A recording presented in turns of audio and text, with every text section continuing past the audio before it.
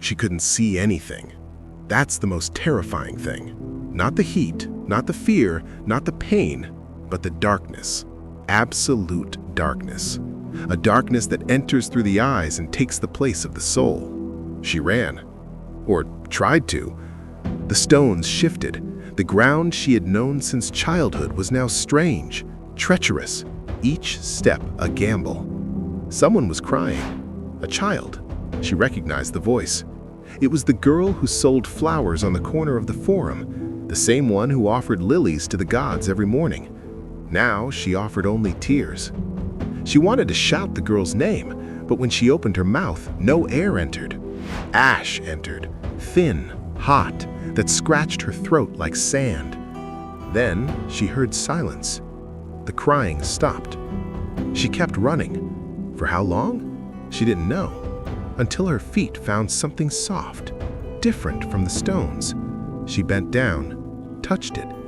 It was a hand, still warm, still human, but without movement, without a pulse, just a hand, emerging from the ashes as if pleading for help. She wanted to scream again, but she couldn't, because at that moment she understood. The day had arrived, the day no one expected, the day the city didn't know. August 24th, 79 AD. 24 hours to go.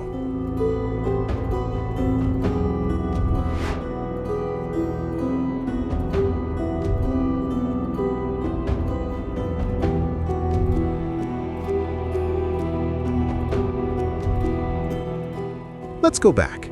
24 hours before that hand emerged from the ashes, 24 hours before the silence. Welcome to Pompeii. The year is 79 AD. The Roman Empire is at its peak. Titus Flavius Vespasian is on the throne. In Rome, the Colosseum was inaugurated a few months ago. Games, blood, and glory. But here, in Campania, 200 kilometers from the capital, life follows a different rhythm. Pompeii is not Rome. It's better. It's smaller. It's more human. 20,000 people live here. Greeks, Romans, Ethiopian slaves, Syrian merchants, Egyptian sailors. Everyone fits in. Everyone finds their place. The city is a mosaic, not just in the floors of the rich houses, but in the skin, the accents, the gods that each person carries in their heart. This morning, the sun rose as it has for centuries. Golden, generous, the kind of sun that makes the Romans believe the gods are pleased. The bakeries opened first, always them. The bakers wake up when the night still owns the sky. They prepare the dough, they light the ovens. The smell of fresh bread invades the streets even before the first ray of light. Then came the merchants, the amphora of wine from Greece, the olive oil from Hispania, the spices that arrived by ship and went up the Sarno River to the city's ports. The thermal baths began to fill. Businessmen discuss politics floating in hot waters. Elite women exchange gossip while slaves comb their hair. In the Forum, life pulsates. Lawyers defend lost causes. Street philosophers sell cheap wisdom. Children run between the columns, chasing dogs that chase cats that chase shadows. 17 years ago, all of this trembled. 62 AD. A violent earthquake shook the city. Columns collapsed, houses crumbled, people died. But Pompeii is proud. Pompeii rebuilt. More beautiful, stronger. Or so they believed. Those cracks you see in the walls? They were covered with new plaster, painted with fresh colors.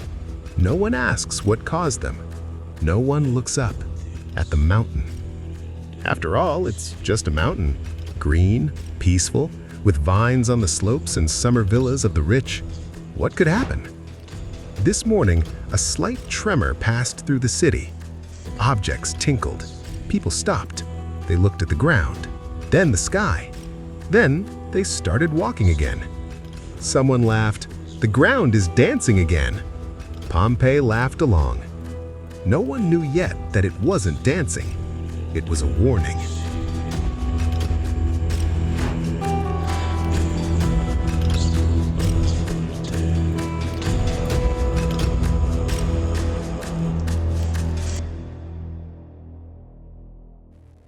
This morning, 3 people woke up unaware that they were characters in a story that will last another 2,000 years.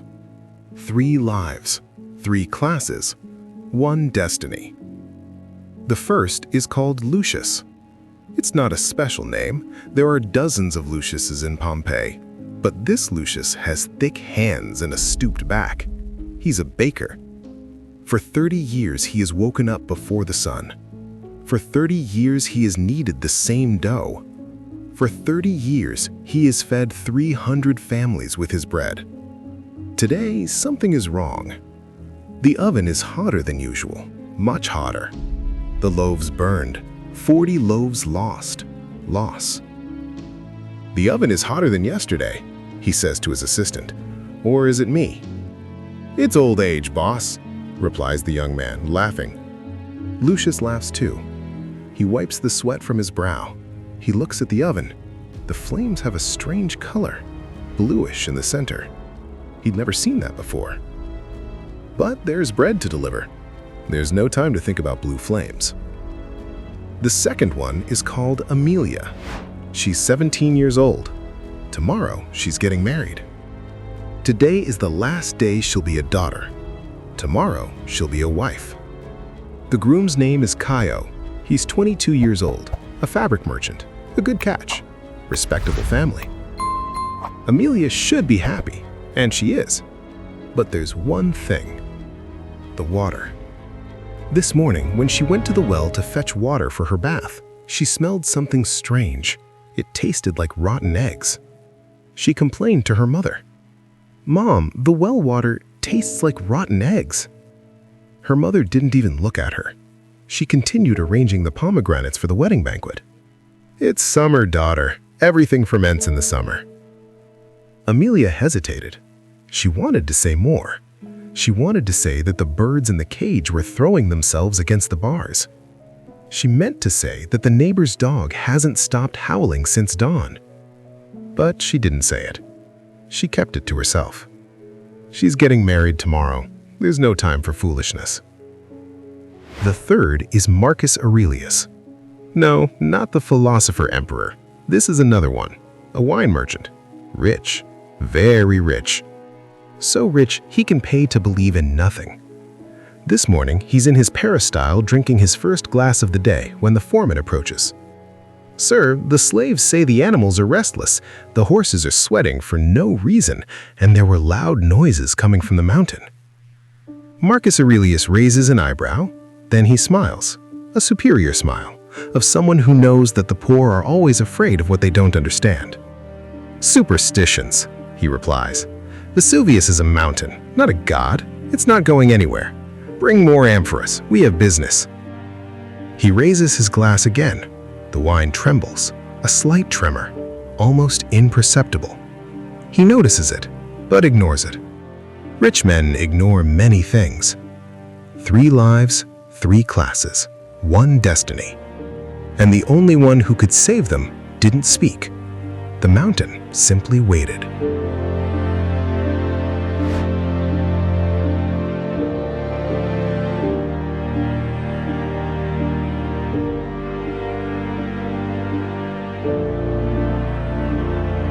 Throughout the morning, small things happened.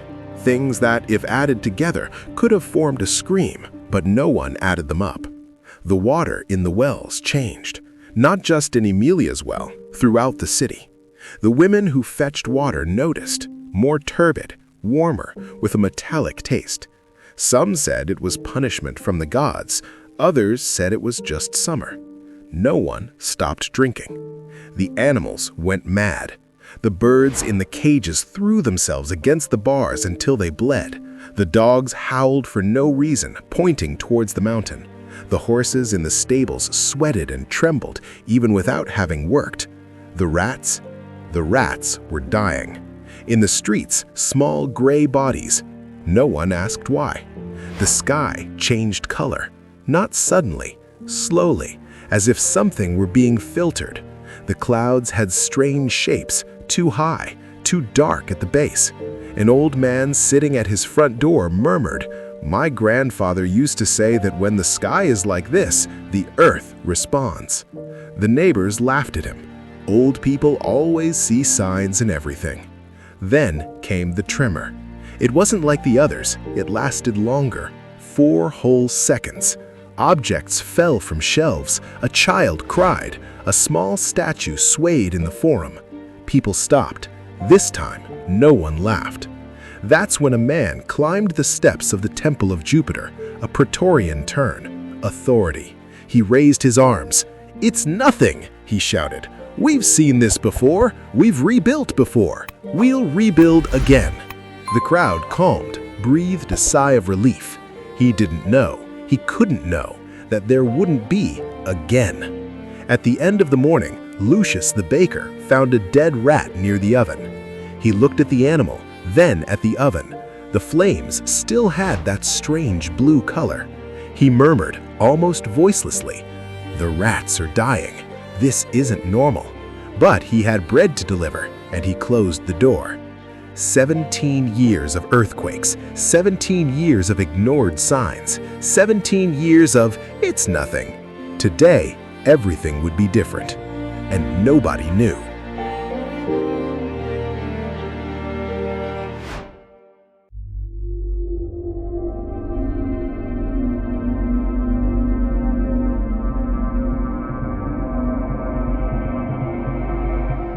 There's a character in this story that we haven't yet introduced, the most important of all. He has been there since the beginning, before Lucius, before Aemilia, before Marcus Aurelius, before Rome, before Pompeii existed. He saw the Oscans build the first huts. He saw the Greeks arrive with their gods. He saw the Samnites wage war. He saw Rome conquer everything, and he remained silent. Always silent. Vesuvius. The Greeks called him the cook because the land around it was fertile, warm, generous. The Oscans, the first inhabitants, called it the smoky one because sometimes on very clear days, a thin smoke rose from the top. The Romans didn't call it anything. To them, it was just a mountain, beautiful, green, perfect for vineyards, perfect for summer villas, rich in volcanic soil that made the grapes grow like nowhere else. They built on the slopes, they planted on the slopes, they lived on the slopes, as if it were safe, as if mountains had no memory. On that August 24th at 1 p.m., something happened up there, something no one saw. A column of smoke began to rise, thin, almost transparent. It looked like an ordinary cloud, just a little darker at the base, just a little faster in its movement. No one looked up. Down below, Aemilia was choosing pomegranates for the wedding. Lucius was baking the second batch of bread. Marcus Aurelius was drinking wine and trading amphoras. And the dogs knew. They howled, they scratched at doors, they tried to escape to the hills, but their owners pulled on the leashes. They hit them, they ordered silence. The dogs fell silent, but they did not forget.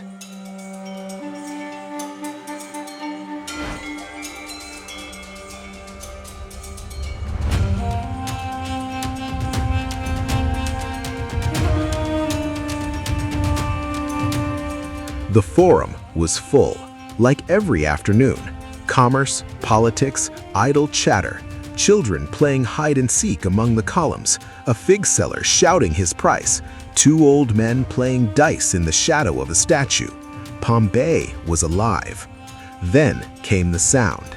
It wasn't a tremor, it was something more, a sound, deep, coming from below, as if the earth had a stomach and was hungry. People stopped, looked at each other. No one spoke. Then came the tremor. 6 seconds, an eternity. Statues swayed, tiles slid and shattered on the ground. Shouts, children running, mothers calling. In the Temple of Jupiter, the great statue of the Jove swayed. For a moment it seemed it would fall, but it didn't. It remained there, leaning as if it too was afraid. Marcus Aurelius held a column, his face lost its color. For the first time in years, he was speechless. When the tremor passed, he tried to regain his composure. "It's over," he said, his voice trembling. It was... He didn't finish, because he didn't know what it was. Lucius ran to the oven. The flames were blue, completely blue, as if something different was burning. He had never seen anything like it. Neither had his father, nor his father's father. "The rats are dying. This isn't normal." But he had bread to deliver, and he closed the door. Up on top of Vesuvius, the thin smoke was now thick, dark, violent. Small stones began to roll down the slope. Fine ashes began to fall like dirty snow. The giant was waking up. 18 hours to go. Next episode, the Pillar of Fire. The sky collapses, and Pompeii will finally understand that it wasn't the gods who were angry, it was the earth. And the earth does not forgive.